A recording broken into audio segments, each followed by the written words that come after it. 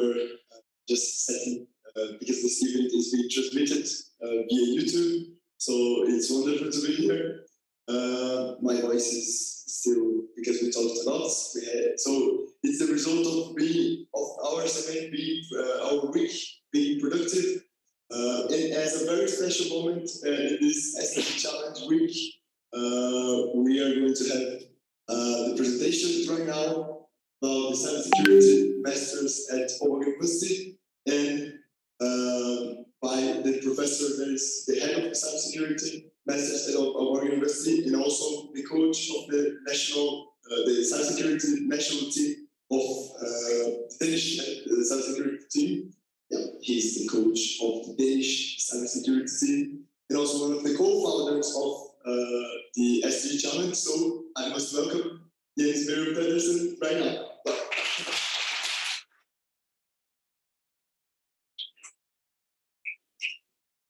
Thank you so much. It's an honor to be here back in Brasilia after too much of a break because of COVID, but now finally we can travel again.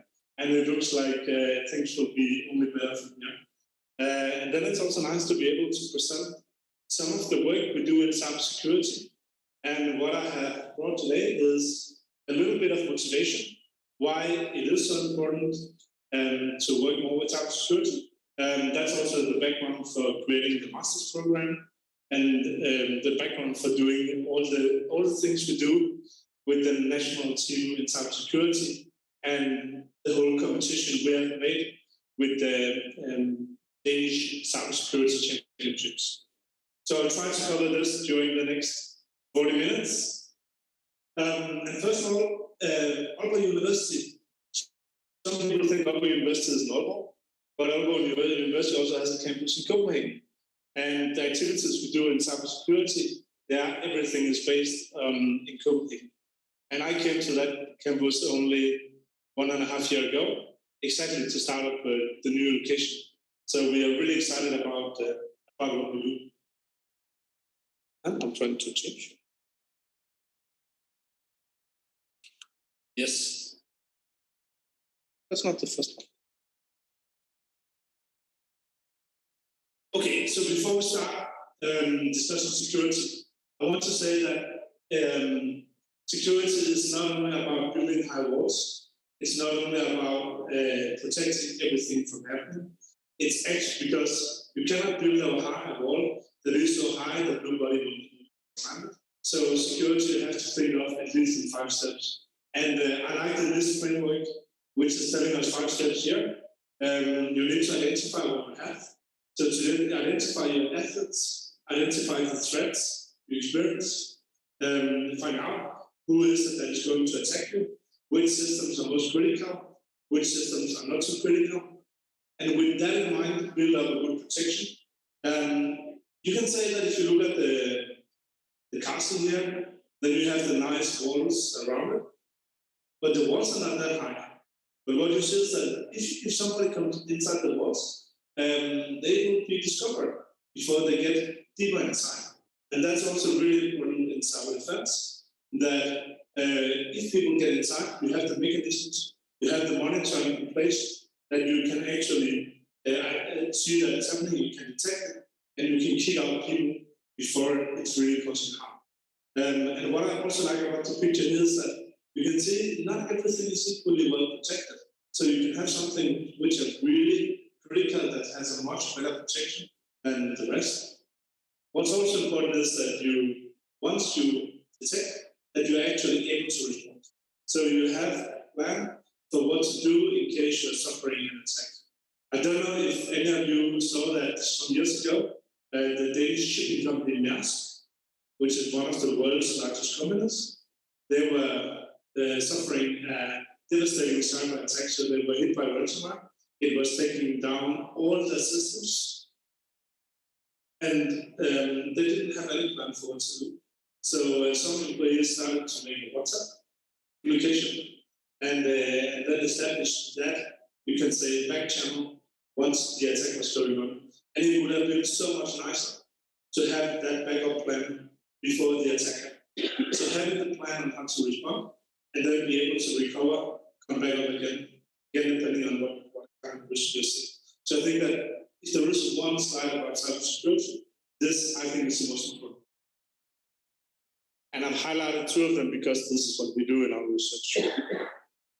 I also think, I can also say that one of the really big challenges we have is that we have too few people working in information security. Another motivation why this is important right now is that, let's start here. One way I also like to think about the threats is to think like a hacker. It's like if you want to find out if your house is secure, try to look yourself out and then see how you can get inside. Then you start to be creative. Are there any windows? Do you have a door with a lock? Can you come in through the roof in any way? So this is also what you have to do when you try to find the ways before the hacker does. So think like a hacker is good in order to understand the enemy, and it's important to be aware that different hackers are thinking in different ways. And this is a talk in itself, but at least to differentiate between the insiders, those who are inside the systems, either taking advantage of the privileges they have. They might have a lot of system access, they know the systems, they know the users, and they can abuse that access and those privileges in order to commit fraud. And in many small companies, maybe you only have one system administrator, and you're really heavily depending on that one person. So the insider threat is one of its own, but really the two big ones are the cyber criminals and the nation states. So the cyber criminals are the ones who are in this for the money. And you have seen so many creative attacks. Last year, one of the big attacks was on the Colonial Pipeline. Anyone who has not heard about it? Basically, the hackers, they closed down the pipeline with fuel connecting the West and the East USA. And it was a big chaos because people were afraid they would run out of fuel. You had cars lining up for kilometers in order to fuel up when you could still get the fuel. So that is really society critical. And eventually, the pipeline ended up paying the hackers like $5 million for the ransom. Okay? They got some of the money back, but think about how unreal this is, that actually you are paying hackers $5 million in order to get access to your own systems. And now this starts a little bit old because that's in 2021, but we have seen so many big attacks in 2021. And what we see is that people are paying, and as long as people are paying, then this is a good crime to commit for the criminals because they earn money. And as long as they are earning money, they will keep on doing this kind of crime. In Denmark, we had really interesting situation with the company making software for hotels.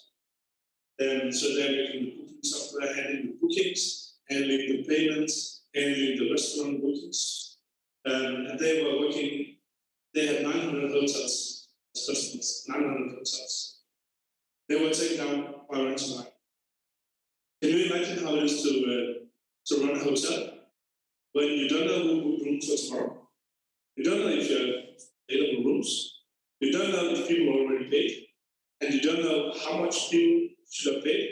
You don't know the rates. You don't know who booked in your restaurant. You know nothing.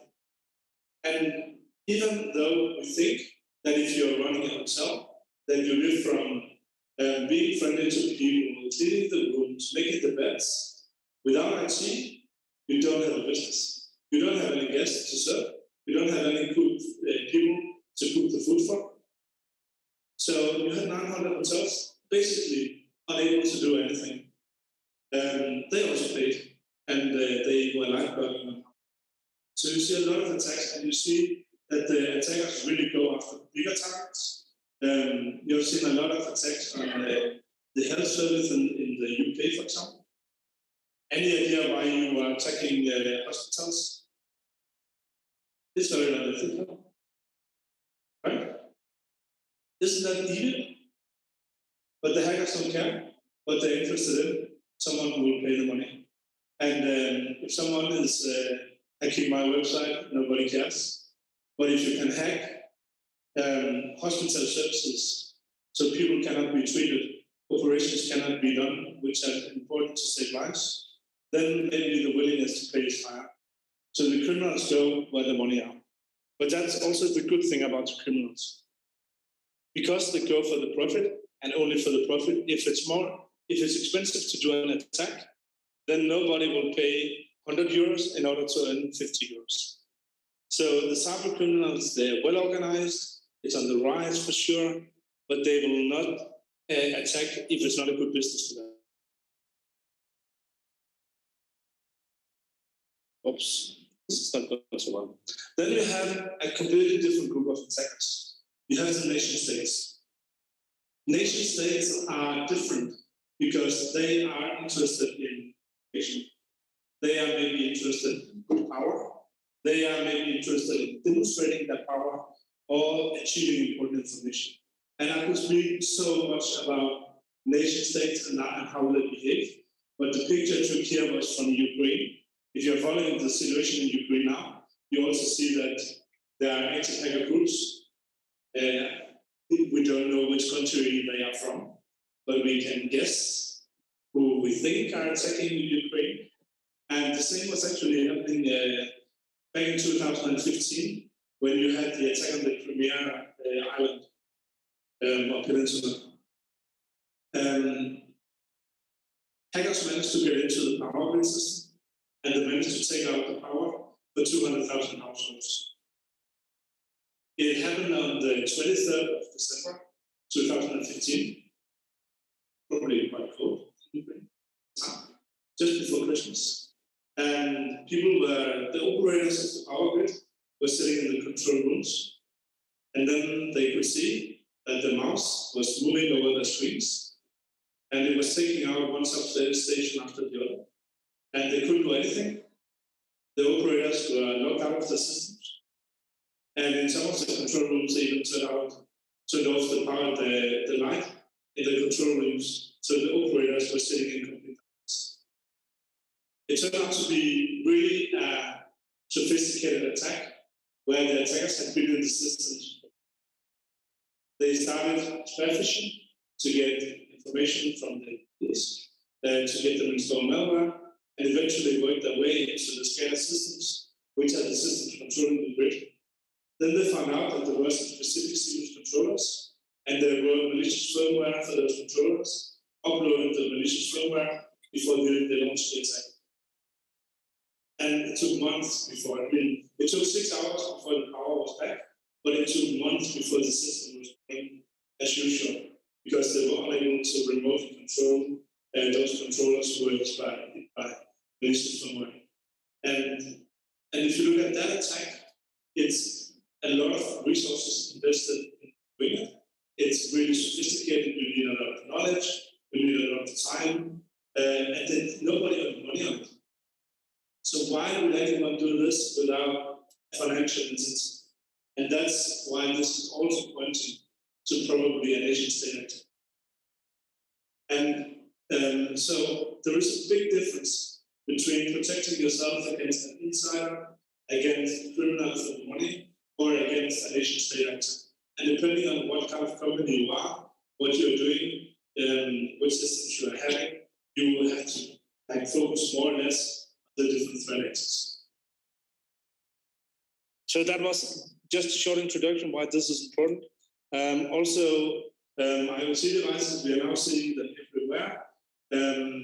IoT devices have really good potential victims. And this is a coffee machine being hacked. And you could say, why does anyone want to hack a coffee machine? But all those devices which are everywhere, nobody knows really where they are, because people don't keep control of it, they're not updated, they are often used with default credentials, and they can be used both, they can be attacked, but they can also be used to attack others once and then be a stronghold inside the system. And what is also important to notice is that when you have this kind of systems and they're exposed to the internet, it's not like nobody will find it because nobody's looking for it. The fact is, it's already found a long time ago, and it's already being abused.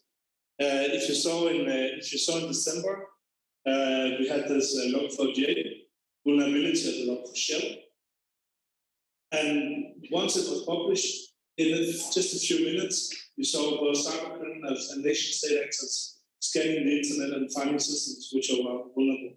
So you have so much automated scanning going on all the time that you can assume if you have something vulnerable exposed to the internet, you can also find it. And this is Shola, the search engine, which is one of the search engines which are good in finding IoT devices and embedded devices exposed to the internet. You can find lots of cameras in private homes, lots of cameras in children's rooms, lots of cameras everywhere. And my craziest finding was a solar power plant, is it called like that, where you have those solar cells. And they were, I was able to go to the web interface where you could decide, you could change how they were, the angle of them. I didn't press the button, I didn't dare to, because I didn't want to do anything harmful. But if something is accessible from the internet, if something is using default passwords, it's so easy to find it that it's already found. We can also, if we look at just look at the numbers, we can also see we have a lot of what we call dark numbers here. So we don't know actually how many cyber attacks are happening. A lot of people don't report it. A lot of companies prefer to keep it to themselves because they know that those who are committing the crime will not be found anyway, so they don't want to expose themselves to the public. But these are the reports from the Internet Cybercrime Center, which is part of the FBI, and the different types of cybercrime that has been growing since 2016. And you see it all over the board where you have seen a growth in cyber attacks, especially the phishing. You all know what phishing attacks are.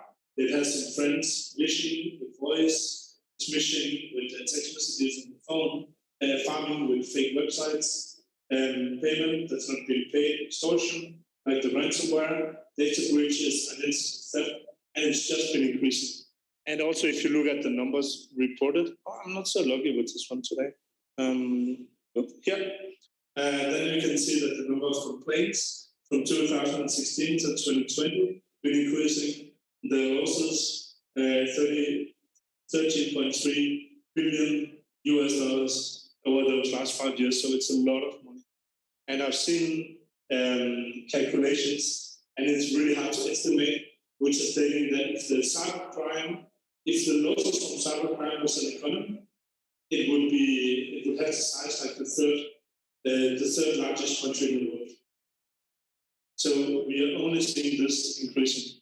And I am really sorry to say, but I don't see anything that will stop this trend because we are getting more and more dependent on digital solutions, and the criminals are having a blast. It's really hard also for law enforcement to find criminals. If you think of criminals in general, how do you think like a criminal?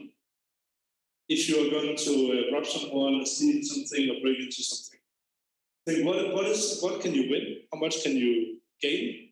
You look at how much do we have to invest? How much time will it take to do it? And you look at what is the risk. These are the three factors. What is the risk in cybercrime if you are sitting in the opposite end of the world and you are going through multiple servers and you are attacking someone in Brazil? What is the risk?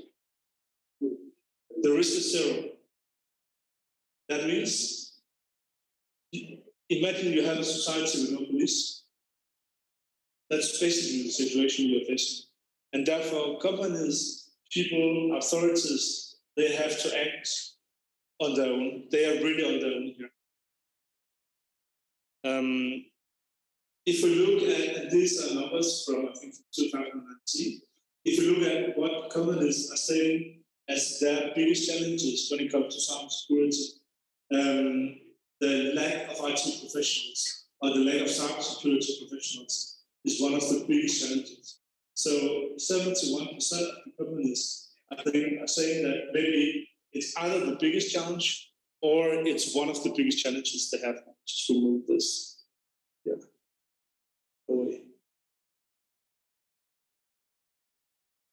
And that is also one of the backgrounds why we have created the master program, because we want to help to close this skill gap. And now I have some of my Danish students sitting here. I have some Danish students sitting here, also from Aalborg University. And I think you also know from the cybersecurity students that they all have, I mean, everyone who wants to start a relevant job, they already have the job. They are already so sought after in the market. You have so many unfilled positions in cybersecurity. And that is not only in Denmark, it's not only in Europe, it's a global trend that there is a big gap between how many people you need and how many people you have. And on one hand, it's nice for those we educate because they can get really good salaries, and because you, after 6 months, you change to a job and you get a better salary, and after 6 months you change to a job and get a better salary. So in that sense, it's nice. But on the other hand, it's also not nice as a society that we are lacking the people we need in order to protect our companies, our societies.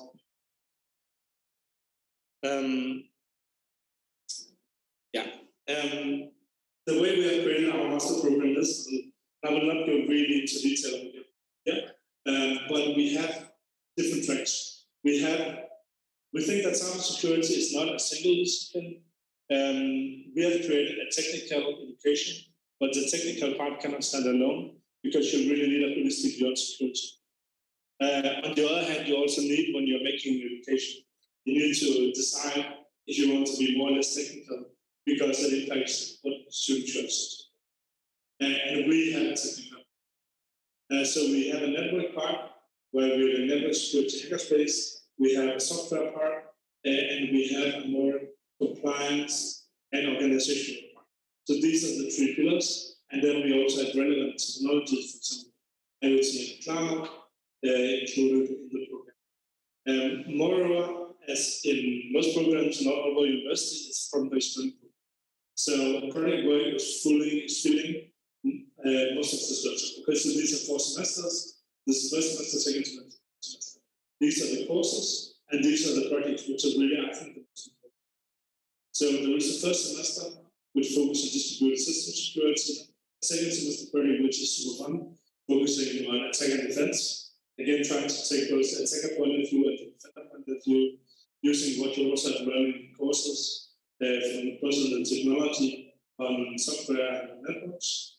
And then on the third semester, you can split and choose if you want to work more on the governance side or to work more on the technical side with the secure systems than the master system. And many of these projects are done either collaboration with companies to get real-world experiences, real-world inputs, or together with research projects to work with some of the new technologies and developing cool new things. I have some examples of the projects we're doing. Oops. Yeah, I have some examples of projects that I'll do this first. So every semester there's a project together with companies. Research projects are made up by students' ideas.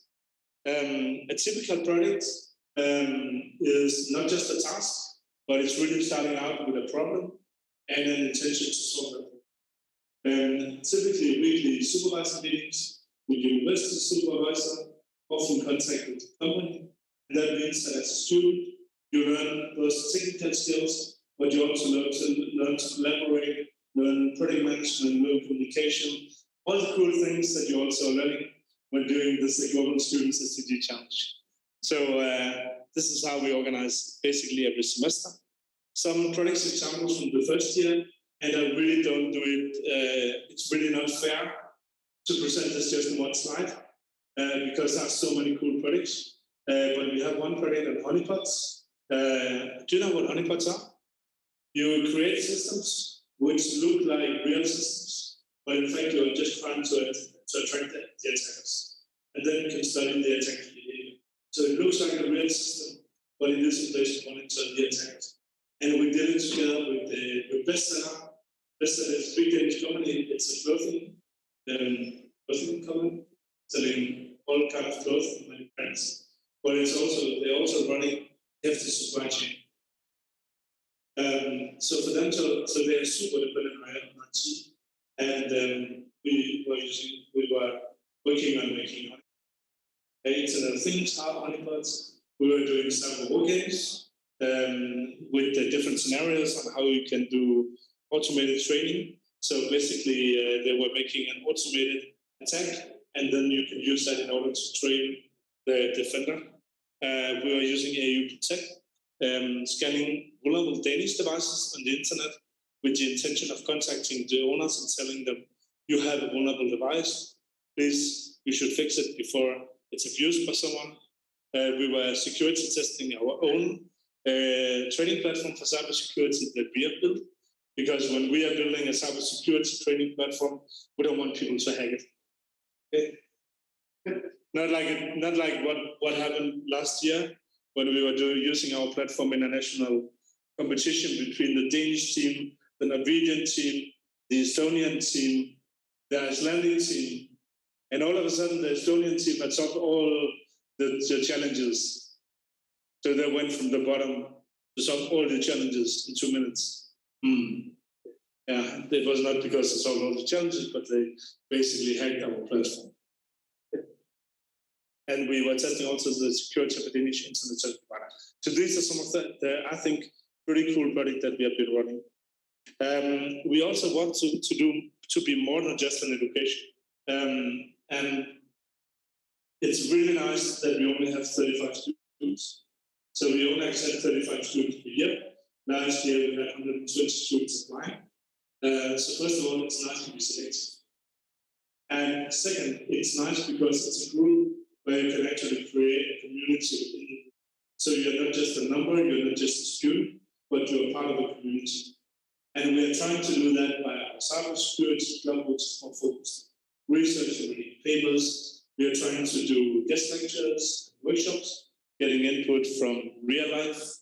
We are doing thematic afternoons, evenings, and we are collaborating with the Danish Defense, with OWASP in Copenhagen, with Cyberskills and other partners to make cool things happen. We have 24/7 access to our cyber lab, and we really want to create a community around it.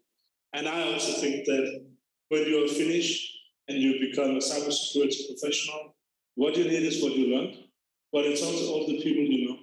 It's also that you can call Daniel, because you remember that Daniel did a really cool project and was really good in one thing, and you have a problem that you don't know how to solve, but you know that you can call Daniel. And this is very much how the info security community works, is that it's not a big community. We are not a lot of people, and many people know each other, and you're always welcome to call. Even if people have big titles, you can always call them, and they are always willing to help. And that is something we also want our students to be part of that community, because it's so important for your future career. We also try now, I'm not so lucky with the slides here, but I'm seeing, this one, that we also want to help build career path. So very often in engineering, people don't have a clear identity of what they're going to be. If you're studying law, then you become a lawyer. And everybody knows what a lawyer is, different lawyers, but you have an idea of what is a lawyer. When people are studying medicine and become doctors, you have an idea of what a doctor, what a nurse is, what an engineer. What is an engineer doing? Engineering is everything from building bridges to computers to know languages, to do production engineering. There's so many different things. And we try to throw out the different career paths that you can have when you work with cybersecurity and become cybersecurity engineer. And there are many different directions you can take. You can become super technical, and you can be hacker, and you can work in the Danish Defense Intelligence Service. But you can also work with people.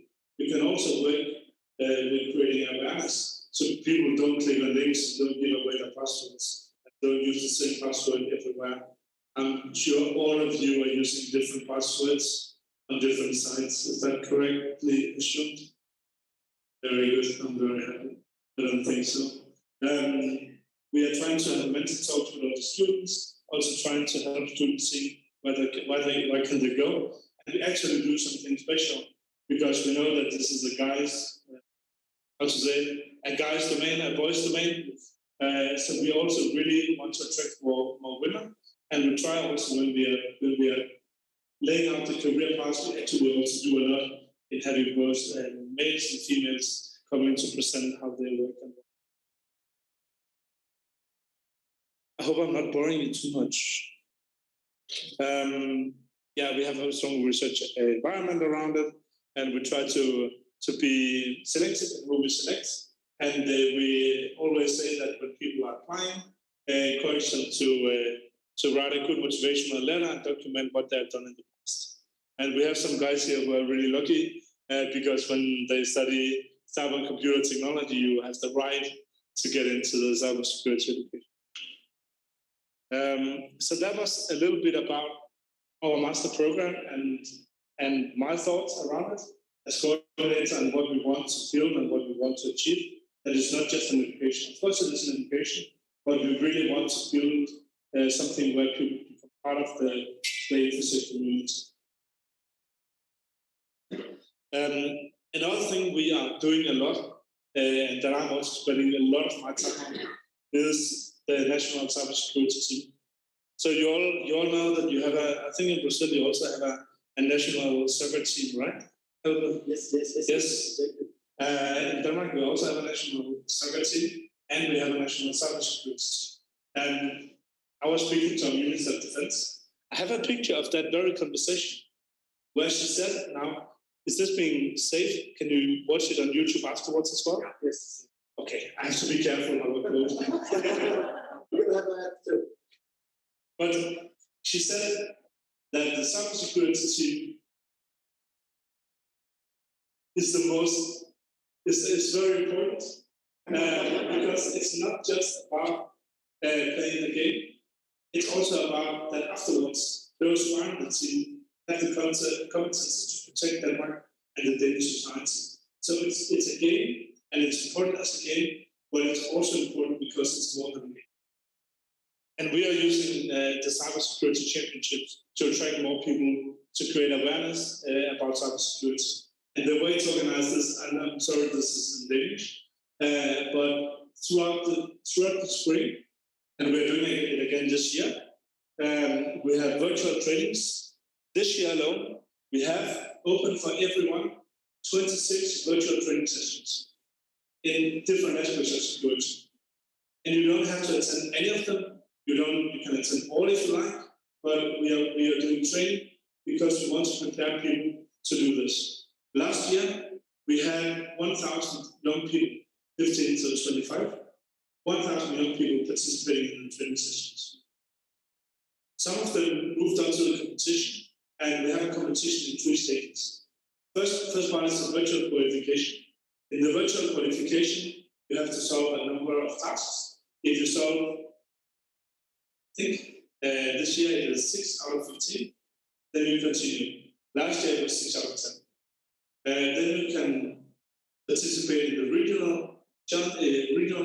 championships, and in the regional championships, we select the best 100, and the best 100 goes for the national championship. Okay? And they are doing different challenges. If you're being playing CCF, this will be familiar to you, but it's different tasks you have to solve, and then you get points, and then you can see how you perform compared to the other participants. So it's basically a competition. And what made me really happy last year was not only that we had really good people at the end, but also that we had beginners who never did this before, who started out following the trainings, who got through the qualification, who did well in the regionals, did well in the nationals, and actually qualified that when they finished the nationals, they were selected for the bootcamp. And that is the next step. Once we have the 100 people participating in the nationals, 25 are selected for the bootcamp. Oh yeah, this is our Minister of Defense opening it. I have more pictures, but then we'll learn. Then we select 25 participants to go to bootcamp. And so far, for the national competition, regional competition, it's about technical skills. When we get to the bootcamp, we are testing people's personalities. We are testing if you are good to perform in a team. We are testing how you perform when you're stressed. So what we did was we went to a military camp, and not everyone liked to take pictures of, so I don't have so many pictures of the participants, but this is a group picture from the bootcamp, taken very early in the morning, at 5 o'clock in the morning, because we took them to a military camp. And here they did different kind of team building. They had to transport a boat through, how do you say this in English? Through forhindringsbane. What do you call it? I don't hear you. Obstacle course. So they had to carry the boat up and down and through different things, and it's pretty exhausting. And you need to work together, 6 people and 1 heavy boat. And if somebody on the team is weak, the rest have to be even more helpful.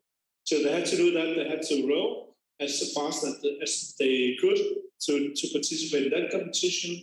The slowest team had to do a few more exercises, so the slowest team was punished. The fastest team didn't have to relax. Then they had to do another obstacle course where they also had to help each other as a team. And by this time, it became midnight. And by midnight, they started walking to the forest. And then they got some food. There was fire, super cozy. They got 3 hours of sleep. And then they went by bus to Aalborg. The trip to Aalborg is 45 minutes in the bus, 1 hour in the ferry, where they have breakfast, and 1.5 hours in the bus. That means no continuous sleep. Only the 3 hours in the forest. And imagine you have 25 people. They all really, really want to qualify for the national team, but the national team is only 10 people. So it's very competitive. They got to Aalborg. When they got to Aalborg, we were having 4 hours of the boat school, which is a very technical training.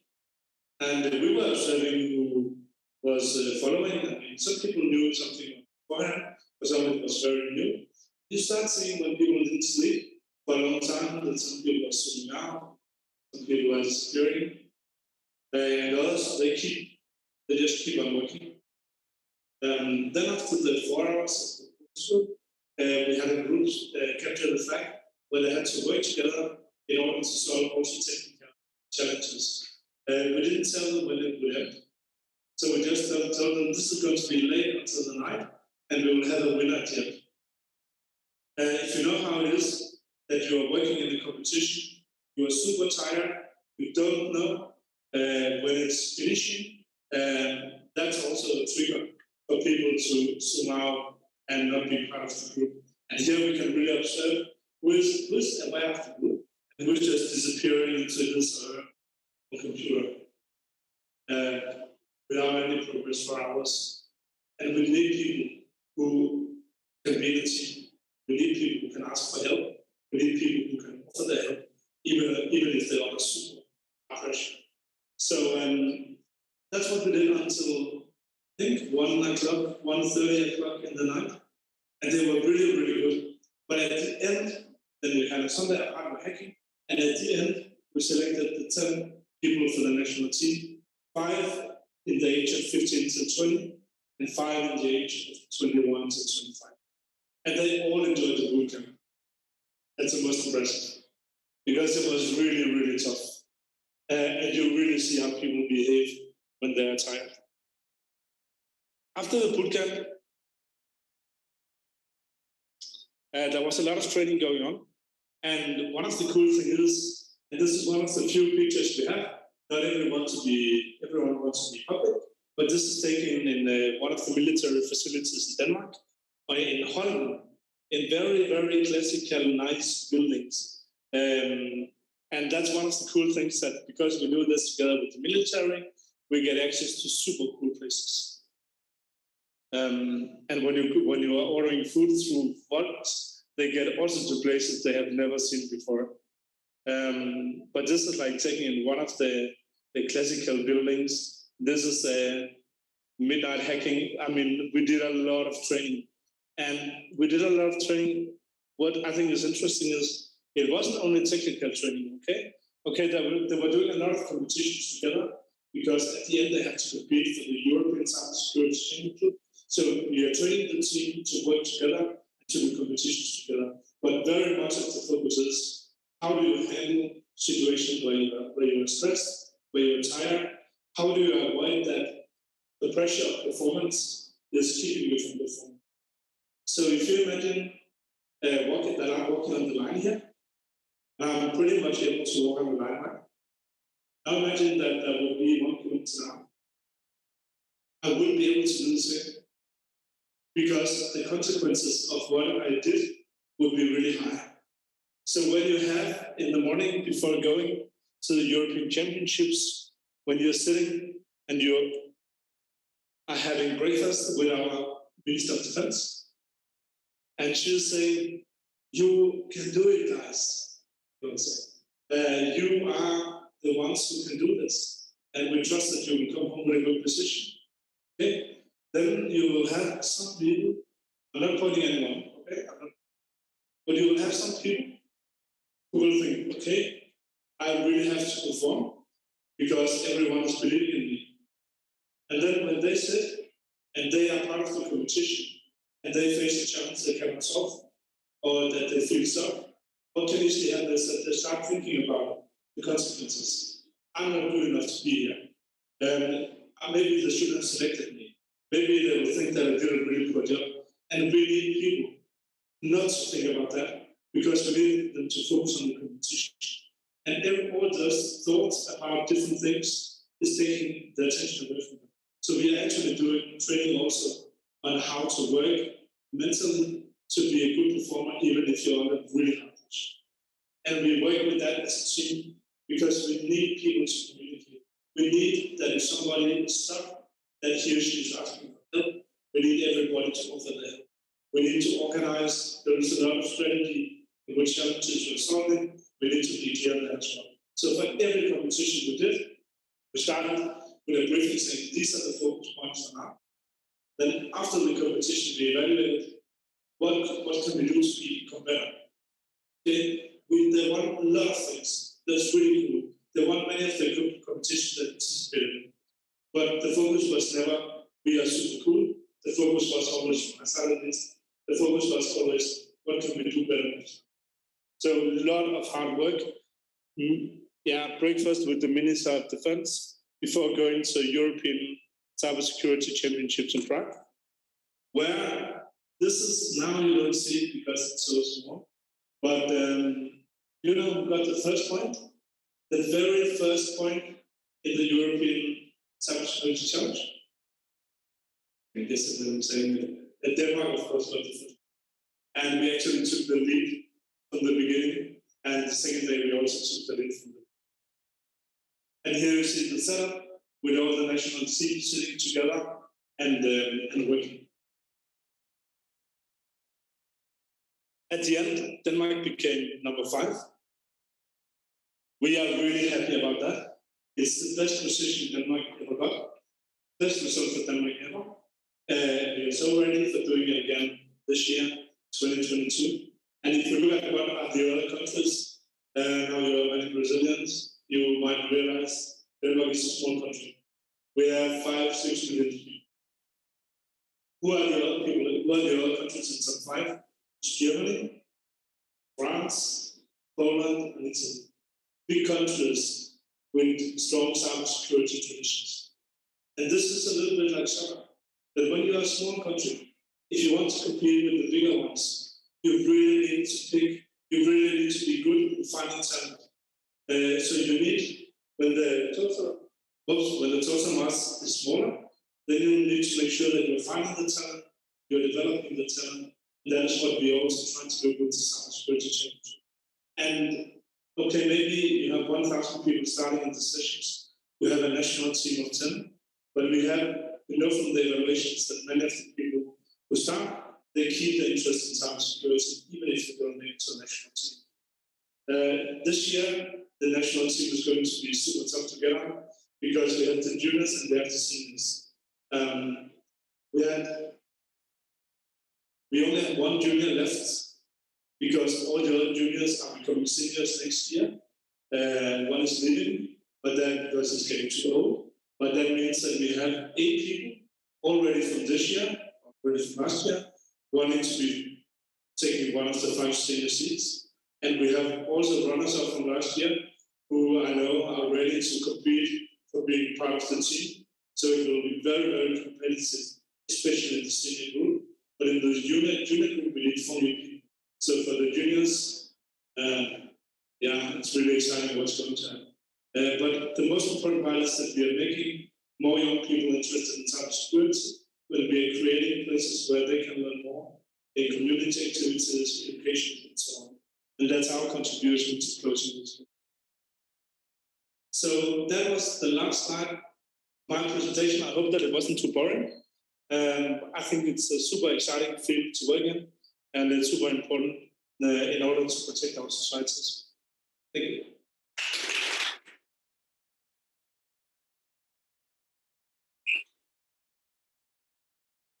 Thank you so much. Thank you so much. It's super great to see Copilot like this. And right now, we are open for questions. Gabriel is going to pass the microphone. Questions. Does anyone not have a question? Otherwise, Gabriel is going to select somebody. Daniel.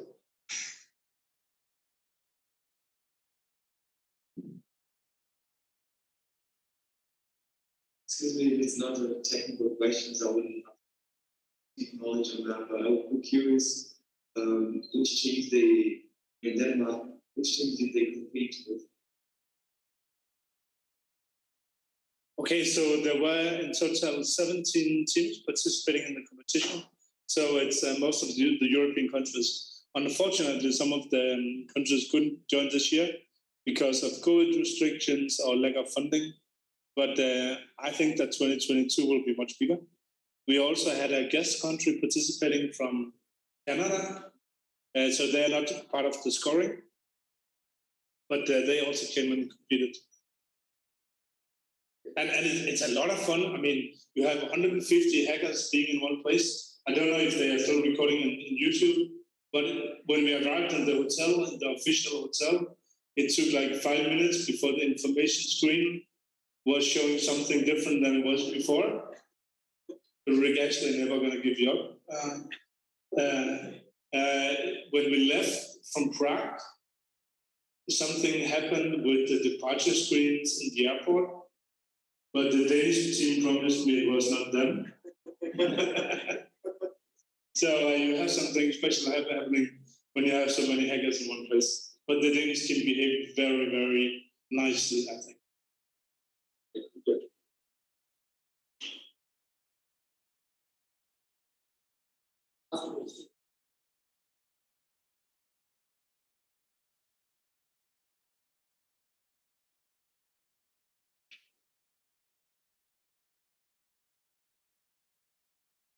Hi, Jens.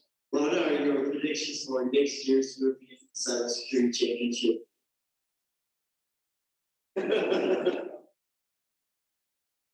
Who's going to win? I mean, we always participate with an intention of winning, but I also recognize that there are some really, really strong competitors. But I think that what we're doing in Denmark is moving us in the right direction, because we are seeing more and more participants, and we're also seeing that those who are really good are becoming better, I think. But what other countries are also improving.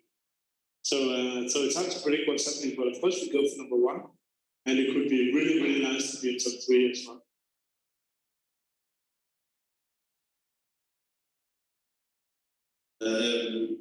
We have not liked the question, but you say that the man, let's go back to the study, you say that the man of cybersecurity master degrees is higher. We also talk about the importance of the degree being the size it is. So how do you see it expand? Do you see other universities need to pick it up? If we need to educate more in Denmark, AU does what can be done? I hope that more universities will pick up and do more in cybersecurity, and I hope that we will, because we have our cybersecurity master, but I also think it's important to have cybersecurity in included in many both IT and non-IT educations. We are doing it at university level. Others are doing it as at a different level, at bachelor level. And I think that there is a place for everything. What I'm actually a bit concerned about is how hard it is to find also people to do teaching. And especially in the university colleges, I'm seeing that they are really suffering from not being able to find people. And that's a problem. When you don't have the people to educate the people you really need, then it's going to contribute to that skill gap. And then I hope that our government will soon increase the number of seats we have on IT education.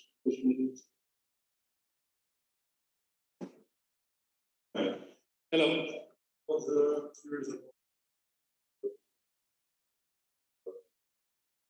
I guess it's kind of a CPR. That only very offensive, distinction. Well, that's another. Yeah, especially the first stages are quite CTF-like because we cannot be everywhere. It's possible to participate virtually. I cannot say so much about what will happen in the national competition this year, but I can say that team building is important. I can say that we also, hardware is also a category that you can do if you are physically present. There was in Prague, there was also an escape room.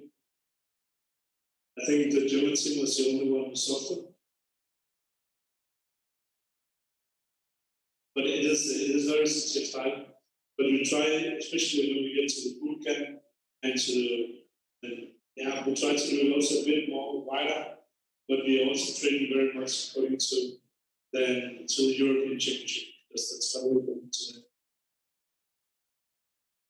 Hello, Jens. The numbers that you show regarding the values, non-payment and can you get this at the end? I think it was the third or fourth slide. Which one? When that have the values. Values often have a problem in cybersecurity. This one? No. I think it's your closest. This one? No, the one that has this one. Okay, you were talking about extortion, personal theft, and identity. Can you see that this is privacy protection? I was saying about the cybersecurity aspect. The first two are technical ones. The third and fourth and fifth, they are privacy protection. Can you say something about that? I think, but I think it's also technical measures around it. So I think the extortion is very much ransomware. That's definitely very technical. But nothing is only technical, because you can say that to protect against a ransomware attack, you need technical countermeasures, but you also need people, and you need to look at the behavior of people. You need to raise awareness so people don't click on links and report if they did anything suspicious. And I think the data breaches is also both about lack of technical measures, but also lack of compliance, of course. Like we had one Danish company I think it was in 2020, wasn't it? 2021 even. It was 2021. Say Hansen, which is a big Danish web shop, where people realized that if they forgot the password, they could ask to get the password sent to them. That means you can get your password sent. It means that someone is storing your password in text. That's not, that's crazy. And then they had another bug in the system, so someone was changing the phone number, and all of a sudden could access the records of someone else and get used password. So it's also the technical measures, but not only, of course. A little bit follow-up, but how much does data protection, like DDR, for example, data protection and data handling, how much is that? It depends especially on what projects you are choosing on third semester. And it depends on which courses you're choosing. So you can choose a more technical or a more science organization.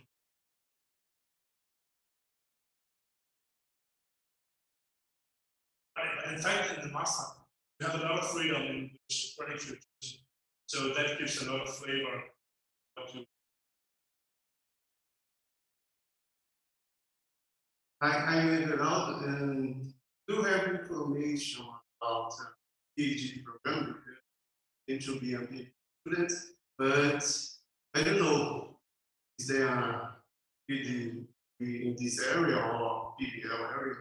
So Denmark is one of the best countries in the world to be a PhD student because the salary as a PhD student is really good and the working conditions are really good. This also means that to get a PhD position, you actually apply for a job. So my recommendation is to we need to get funding in order to PhD positions. So if it's in the field of cybersecurity, approach me, and then we can try to find ways together of funding. If it is in PBL, then reach out to me and I will point you to some of my colleagues. But we do have a lot of PhD students, and it's really one part of our research.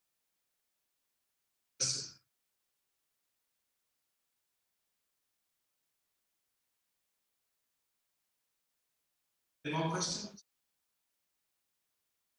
So thank you very much for staying awake for almost an hour.